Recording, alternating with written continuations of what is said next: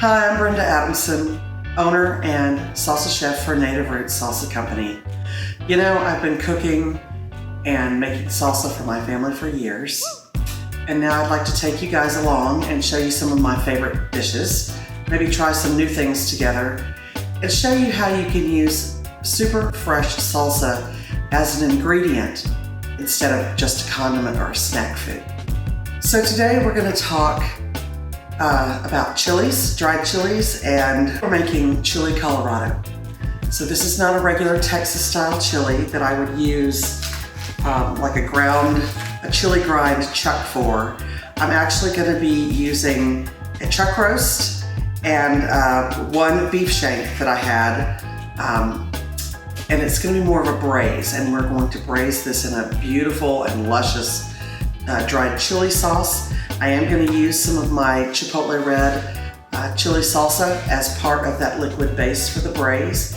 It's going to cook in the oven low and slow, so you need to use a piece of meat that has a lot of marbling, connective tissue, something that lends itself to a slow and low cook and will break down and render you a beautiful, tender piece of meat.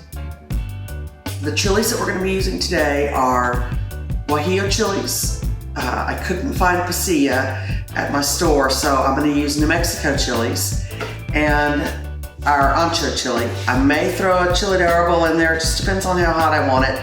I do have some jalapenos and chipotle in the salsa, so we don't want to ramp the heat up too much. And we're gonna make kind of a sofrito in addition to the salsa. For our base, we're gonna use some red bell peppers, a couple of carrots, and some onions, and I may throw some celery in there. We'll just have to see how it goes. You know, I gotta play it by ear. And some Mexican oregano for our spices, some cumin, maybe a little smoked paprika, definitely some paprika, and some garlic. So let's go beyond chips and salsa.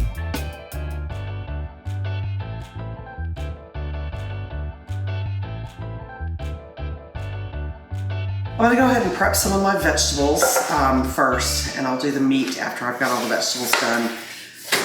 I'm gonna show you a little bit of what I'm gonna do, and then we'll come back when everything is prepped and we're ready to start cooking. I don't know if I said, but unlike Texas chili, we're not gonna use the ground beef or the chili grind. And I would probably just put the onions in Texas chili and cook them down, and the dried spices and the the dried chilies, but I wouldn't put any of these ingredients in the Texas chili. And I know this is controversial, but I would definitely not put beans in Texas chili either.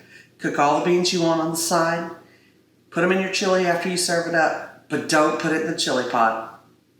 Let me know in the comments below how you cook your chili and if you add beans or not. So let's, I'm gonna rough chop these carrots.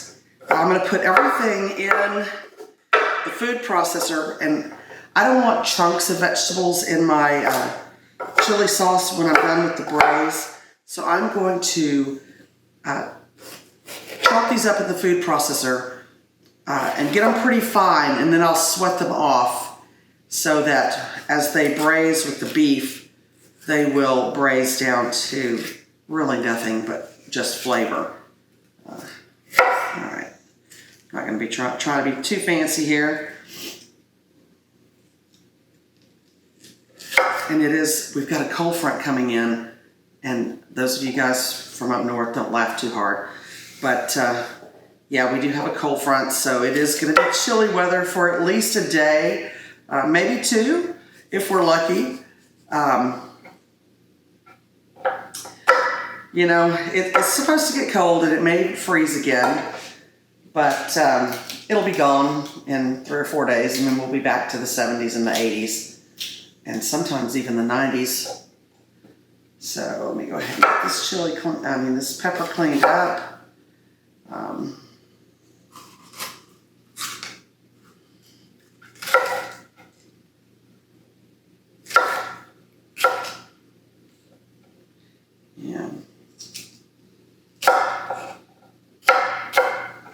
Take those ribs and the seeds out. And just rough chop a couple of white onion here. If all you have is yellow onion, just use yellow onion. Or even a red onion. Really need to grab a garbage bowl for myself.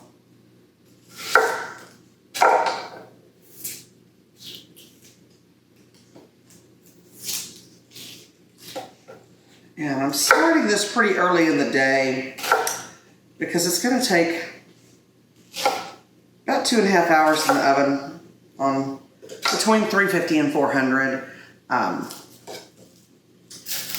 Not sure how hot I'm gonna cook it. It also depends on your oven. Sometimes mine, I think it rubs cold. I don't have a thermometer in there, so I don't know. That's just a gut feeling. So here's our beautiful beef shank and our chuck roast. I'm not going to trim too much of this off of here. I want that to render down, and then I can always skim the fat off of the chili once it's braised, but I want all that flavor.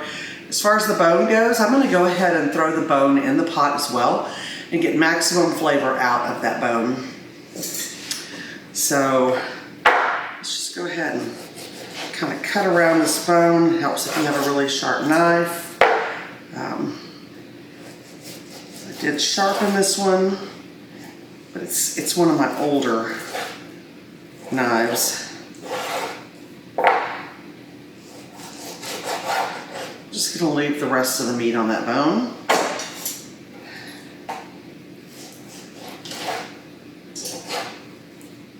I'm gonna grab all right, same style, just a newer version.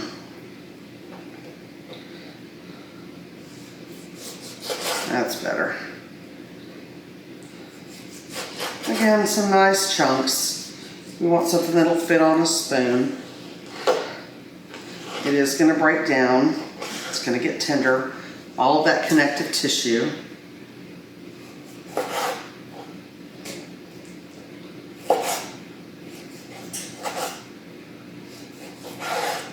These don't have to be, you know, the same size would be great, but they don't have to be terribly uniform. This is chili, not a fine dining steakhouse.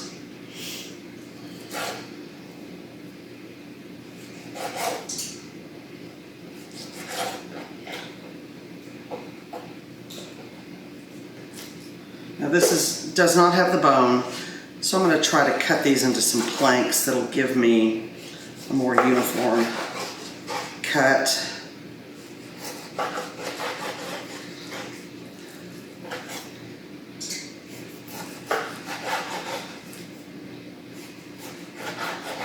I think the hardest thing about being empty nesters is cooking for two. So I'm going to go ahead and cut this in half again.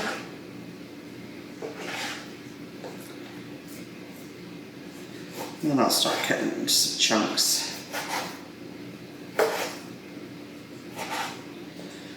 I'm going to get all of this chopped up, cut up in the bowl, and then we're going to salt and pepper it, get it all massaged in, and then we'll start searing those off in batches. We have our vegetables that have all been finely diced, and then I need to prepare the chilies. I'll show you a quick little snippet of how to prepare the chilies. I will toast them briefly in a cast iron skillet, and then I'm going to put them in a pan of hot water and let them steep for a little bit, because we will be blending those up into a chili sauce. This one I think I'm going to leave it the way it is. Alright, so I've got our meat all cubed. Board's clean, knife is all washed up. I'm going to be very generous with the salt and pepper on this. This is our first layer of seasoning. That's probably at least 2 teaspoonfuls, and I'm going to give it just a little bit more. Now after this, I'm going to go easy on the salt because the salsa does have salt in it. And as far as pepper, got a little bit finer grind here. I'm going to do probably close to a tablespoon. I want some nice seasoning on this meat. I'm gonna go in here with my hands, clean hands, guys, and get this all massaged up, get that salt and pepper on everything so that it's gonna, and on this bone as well. So it's gonna all be ready to sear here shortly. I want to try to get everything prepared so we kind of cook once and then stick this in the oven and then we just play the waiting game. All right, so that's pretty well mixed. I'm gonna wash my hands and we're gonna come back and prepare some dried chilies. So I'm probably gonna try to use equal amounts of the dried chilies. I may use a few more Ancho just because I love that deep flavor that it gives. These are the New Mexico chilies. So I'm gonna just kind of tear these into pieces if I don't need my scissors. You know, I'll probably should do this over a smaller bowl. So the seeds are a little bitter. Sometimes I don't worry about it. I just leave them in and then I strain it out. But we're gonna go ahead and clean these up. Now this one's being pain, so go ahead and cut it open. And well, sometimes they're sticky on the inside. I don't really feel a lot of seeds in there. Yeah, that's okay. And we're going to take that one open. You just kind of want to open them out flat so that you can get a good toast on them.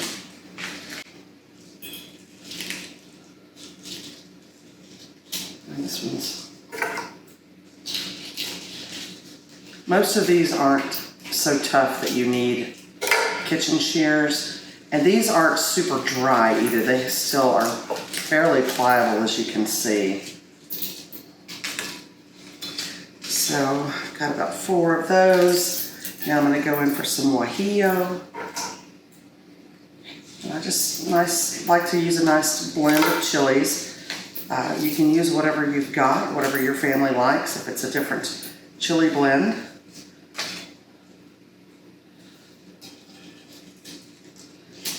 You're gonna have seeds everywhere.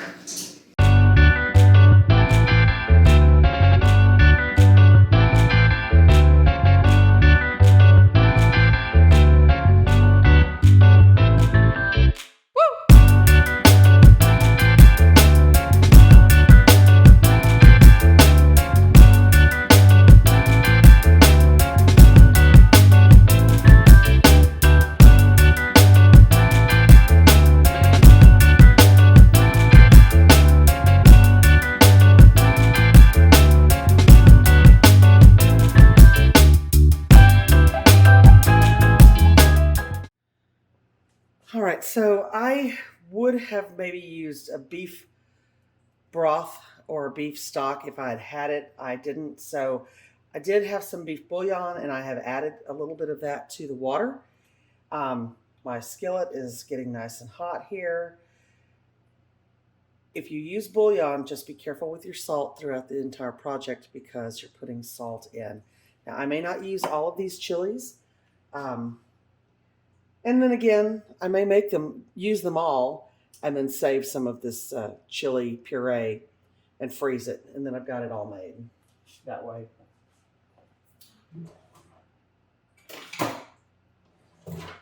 Now I'm going to turn my fan on because this is going to smoke on us. And I used more Ancho because the Pasilla the Pasilla chili would have given us a more sweet essence for the chilies. And I'm gonna hope that the Ancho will do the same thing. So let's get down here and get some of these other ones out of here so we have a pretty good mix. Oh, you know what? I'm just gonna use them all. That way I don't have to worry about how many of each one I use. I missed a stem.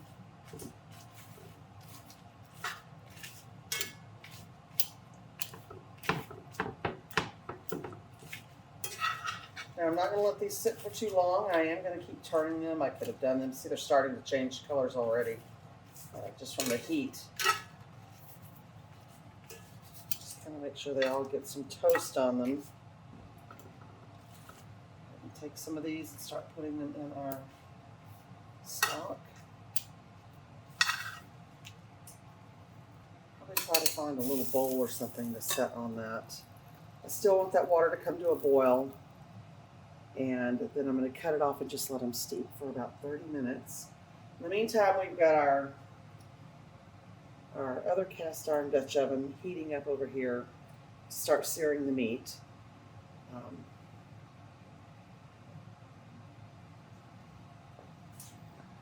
So I've got my pan, my Dutch oven, cast iron Dutch oven, heating up. And I'm going to put a little olive oil on the bottom, not a ton, just enough to kind of coat the bottom of the pan. I did add a little oil into the meat and remixed it just to pick up all of the seasonings that had dropped off to the bottom of the bowl. So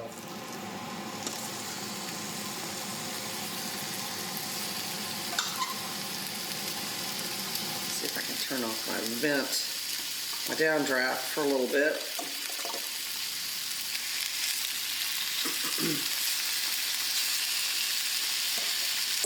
This is probably going to take a couple of batches. I think that's going to do it. Then we'll sit this and let it sear on the one side. It's pretty nice color on that. I'm going to go ahead and give it a quick stir.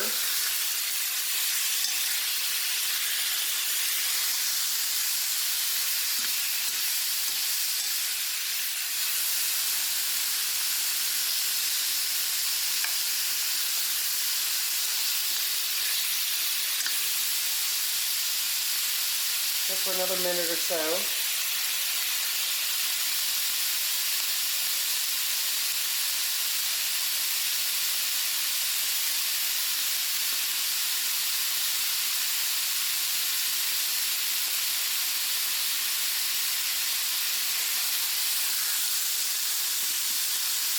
Remove this.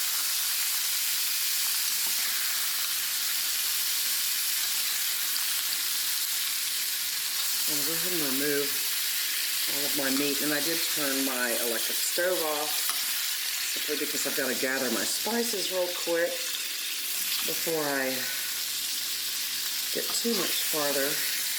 And we're going to use some cumin, some Mexican oregano, a couple of bay leaves, and I think I've got a little Mexican cinnamon.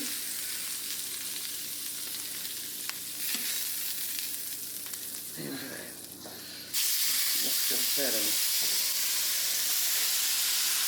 add our veggies in.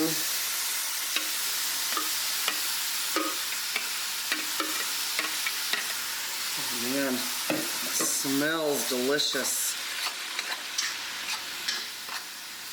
Smell that garlic. There's really not as much carrot as it looks like.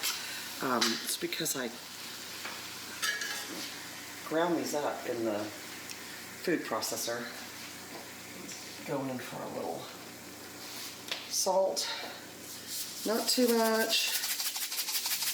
We just want to kind of get it going a little bit. Sweating off.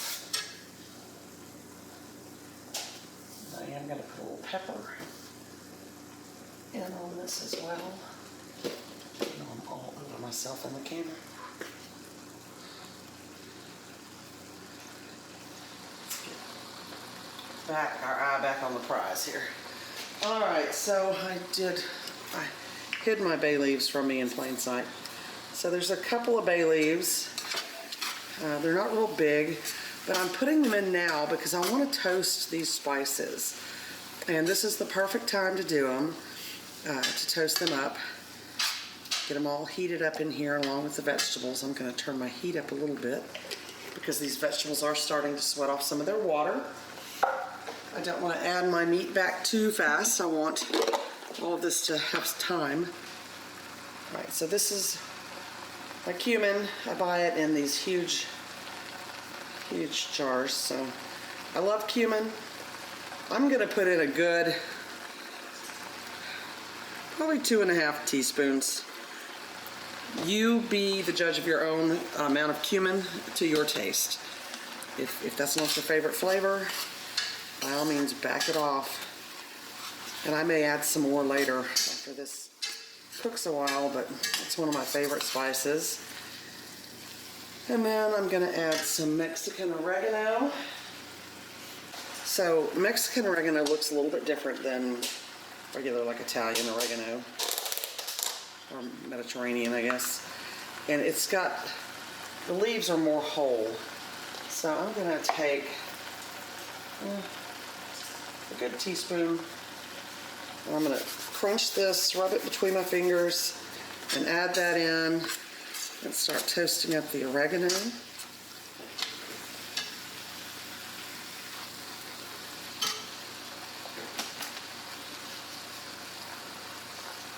think it has a little bit more minty, but I want to say minty, but it's not really mint. It just smells different. It has a different taste. So I don't have any of this already ground, and I'm going to have to do this on the microplaner. Of course, again, I have to find that. All right. So I'm going to put a decent amount.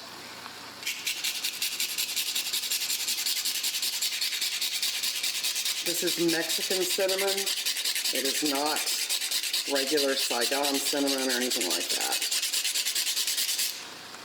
And I'm not going to overkill with it.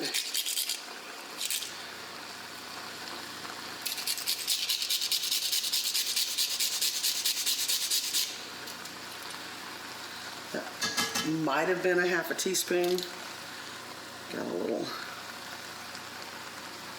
And it has a different smell. I'm gonna pick out some of the flying.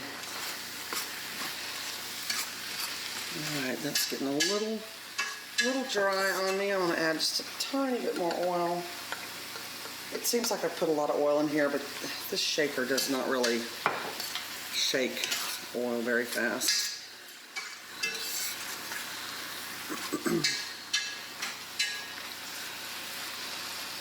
So I'm going to let those toast off, turn it down just a tad for another minute or so before we add the meat back in. I think we're about ready. These are pretty nice and sweated off. We're going to add all of our meat, including that bone, back in, and any juice or liquid. Well, I have a dog that's going to be extremely happy. The first one who figures out that a piece of beef fell on the floor. So I'm going to get this stirred back in. And here she comes. Boxer at large. So get this all incorporated. And then I did find some vegetable stock.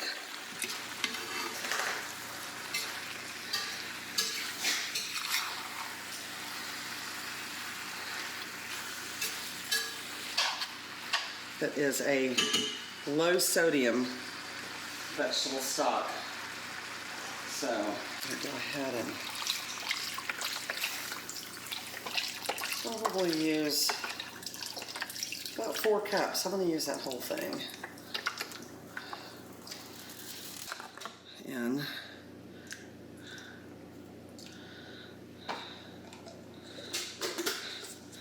it's our Native Roots Chipotle Red.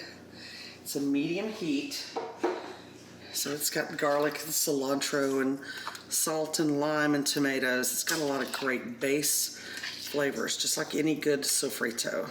So we have a nice thick chili puree, And I'm going to go ahead and probably use about half of this.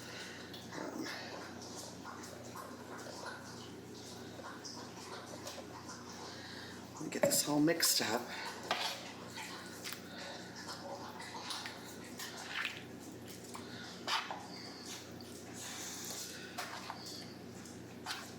Now this is going to go for about 2.5 hours. And I'm going to do 375 on my oven. I have it heating up at 450 right now just to make sure that everything is good and hot when it goes in. I will peek at this a couple of times just to make sure that we still have enough liquid because it is going to be cooking for a while.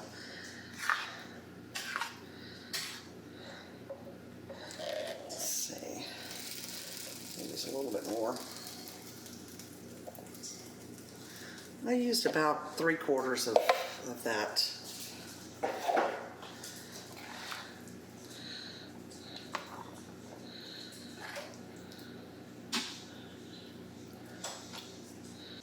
I'm going to bring that back up to a simmer.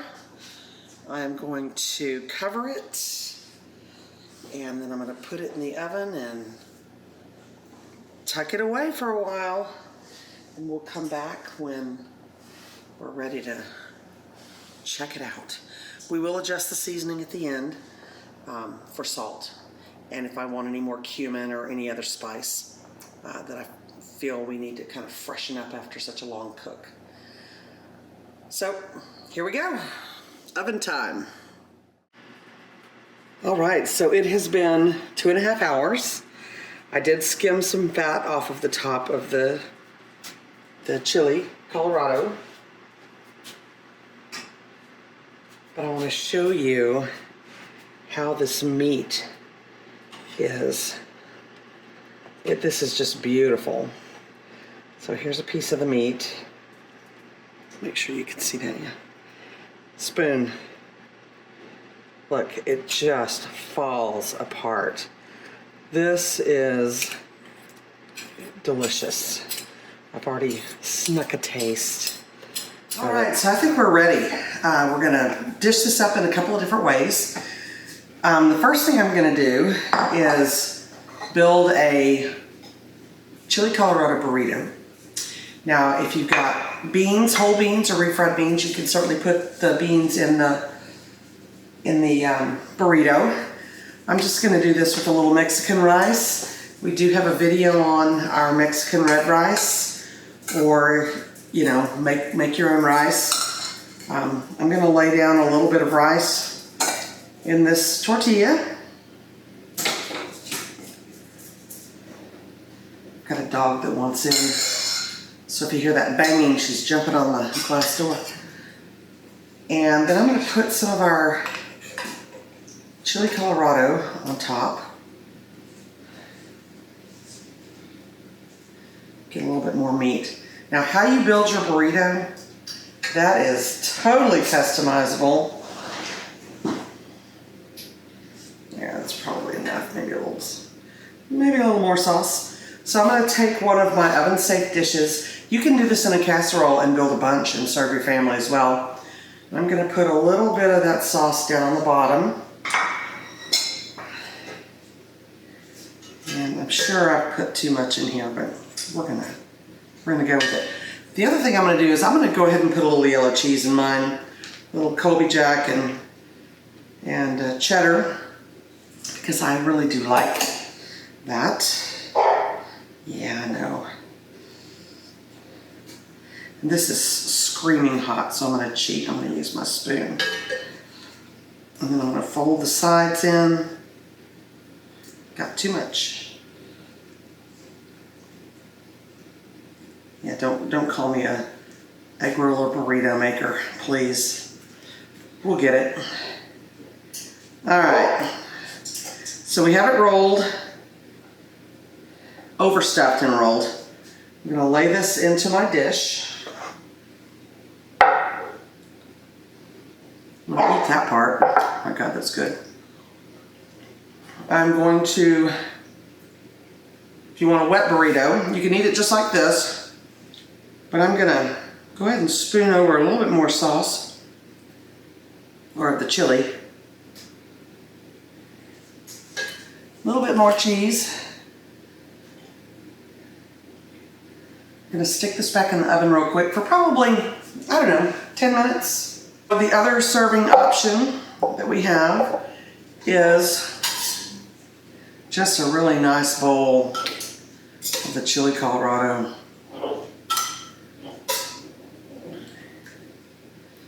Now, your toppings, and you want to remove the bay leaf if you get it. Your toppings are totally up to you. You could go with a little cilantro, a little white onion. Now, and maybe a little cheese, just to gild the lily a little bit. Hopefully you can get a nice look at that bowl of chili.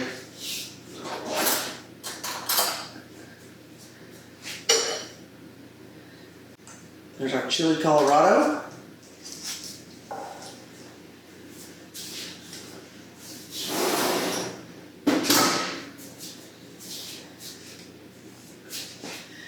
So I'm going to go in and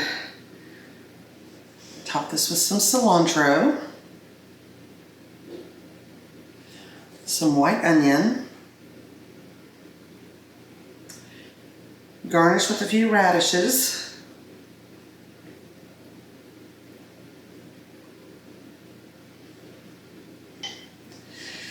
and then I have cotija cheese, which is always a nice finishing cheese. It's got that little salty bite. And I put a little cotija on here. I'm going to put a little bit on here too. And let's see if we can get some. Ooh, that is hot. Get a couple of good shots of the final dishes, and then we'll do our taste test. All right. So there is our burrito. And there is our bowl of chili Colorado. There's the finished dish out of the oven. And cannot wait to dig in. This smells amazing. All right, so it's time for the taste test. We've got the burrito and then just the bowl of chili Colorado. I've got some warm tortillas here for you. Well, they were warm. They're not. I can heat it up real quick for you if you like. That's all right. I just want to taste the chili back now. All right. Well, here's your tortilla, and I can rewarm it. We waited too long. But at least it's not going to be scalding hot because it did just come out of the oven. Okay. But anyway, give it a taste. And give it a whirl. Give it a whirl. Chili Colorado. And so it's not like Texas chili. It's with the braised beef.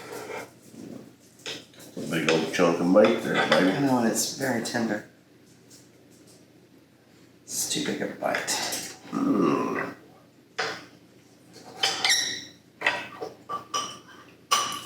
Do want a piece of meat though.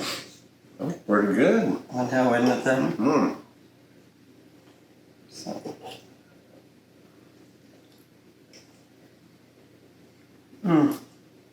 Ain't nothing wrong with that, boys and girls. I know. This is really good. That meat is just fall apart, melt in your mouth. It's not super spicy.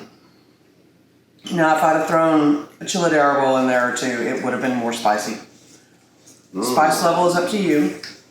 We did use our just hot enough, not just hot enough, our Chipotle red as part of our base. Give it a nice little kick, nice little smoky background. So this is delicious. Well, guys, we're gonna sit down, watch the news, make a cocktail, and finish our dinner. If you haven't already, please subscribe to our channel. We'd love to have you and bring you along as we show you how we use some salsa and some of our favorite dishes. We're at the Texas Farmers Markets in the Austin, Texas area on Saturdays. If you want to look us up and come grab some of this delicious fresh salsa, please, we'd love to see you. Hit that notification bell so you never miss one of these. Until next time, have a good evening. Have a good evening. Yum, yum. Talkie boy. Yeah, the dogs are scamming.